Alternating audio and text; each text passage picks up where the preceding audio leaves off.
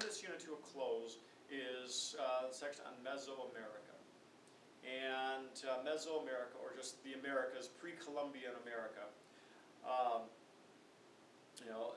Geographically speaking, it's hard to speak about it from a geographic standpoint because there is so much geographic diversity when you look at North America, Central America, South America. But in general, we can call it mountainous terrain, but again, enough rainfall to support agriculture, so not rely upon flooding, or the flooding of rivers in order to irrigate, and so natural rain or mountain, melting mountain snows and things of that nature, or just natural means would be able to provide irrigation for crops, for mainly maize, different types of corn and whatnot. Okay, the major civilizations of Mesoamerica include obviously the Aztec, the Olmec, the Maya, and the Inca.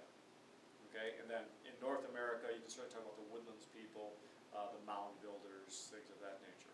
Okay, and but these are the major civilizations. And just very briefly, the Aztecs built great cities, probably the largest cities on the planet of the time.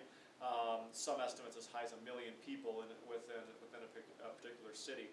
And the Aztec civilization existed in central Mexico, modern-day central Mexico. Not all that far, really, basically where Mexico City is located today. That was kind of the central area, central location, Tenochtitlan, of the Aztec Empire. Okay, and Aztecs. The Aztecs were gifted architects. They had the ability to build floating islands, man-made islands, that they would also use in order to irrigate crops. And so they'd build on a lake and build an island on the middle of a lake that would, obviously be floating, but you could build structures on it, homes. You could irrigate crops on it, things of that nature. So again, you didn't have to rely on flooding rivers. You would just build these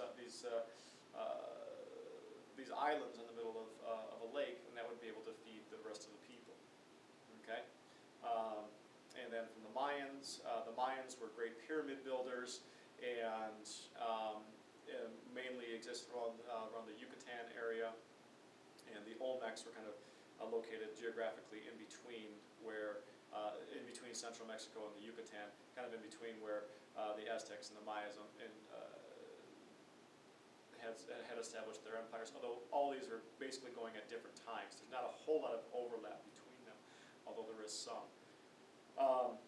Obviously, with the Mayans known for their ability to map stars, astronomy, and from that develop a very accurate calendar system. There's obviously a lot of conspiracy theories, modern conspiracy theories that coincide with that. I'll leave that to you, whether or not you want to buy into that or not, but it does exist.